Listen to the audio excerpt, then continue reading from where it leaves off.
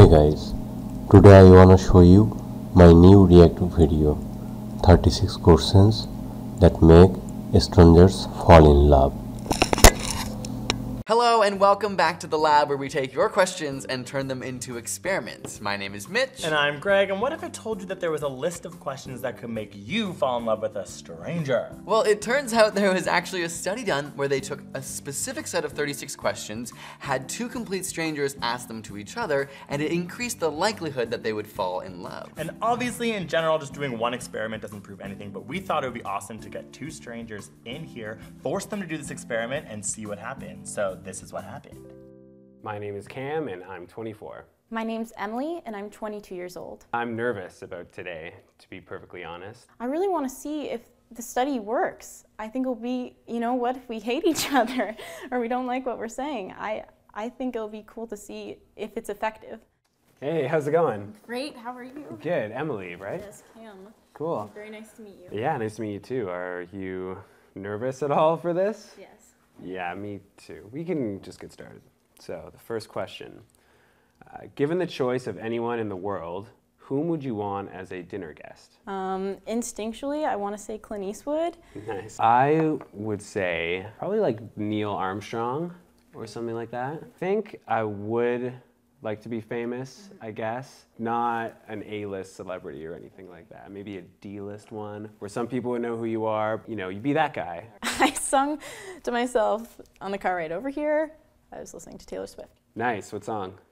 The whole album. Oh, nice. And like Fearless, not even her new stuff, so. They're keeping the questions pretty light, as you could see.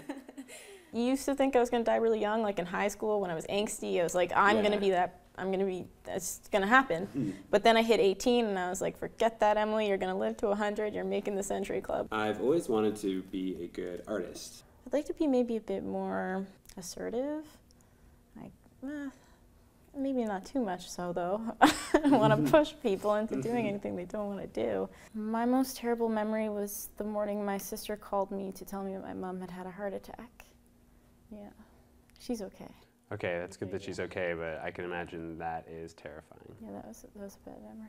She's Yeah, well now? yeah, she's doing well. Good. She's doing very well. I would say mine would be when my grandma's mind just kind of started deteriorating, because she lived with us for my whole life, to see her forget who I am and, call me a different name, and she would wake up some days and, and she's a 90-year-old woman and wonder why she didn't have school. That whole part is pretty terrible, I would say. So, yeah. Yeah, it would be really hard. Mm-hmm.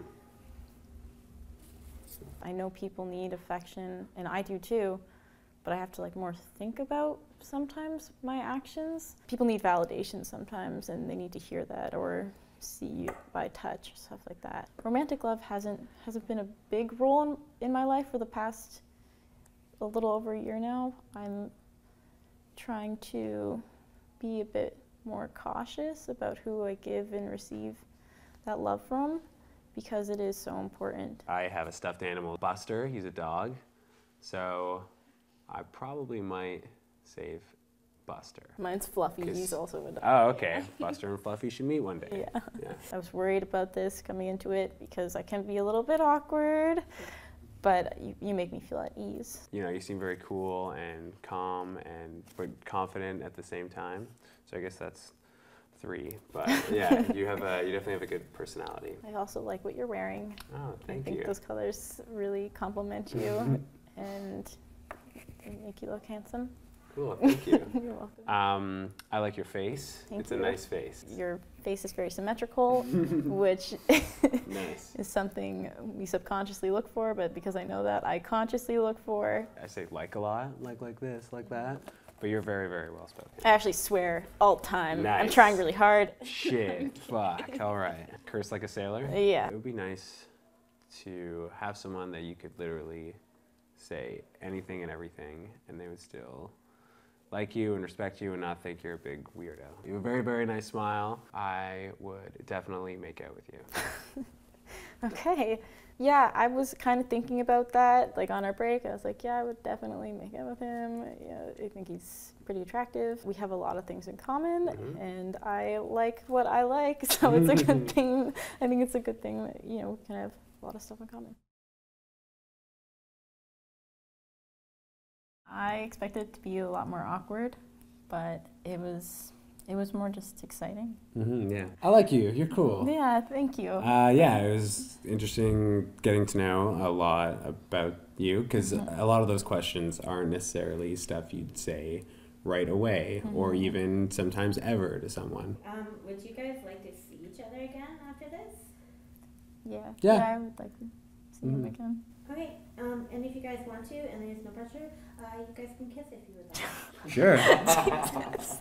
Sounds good.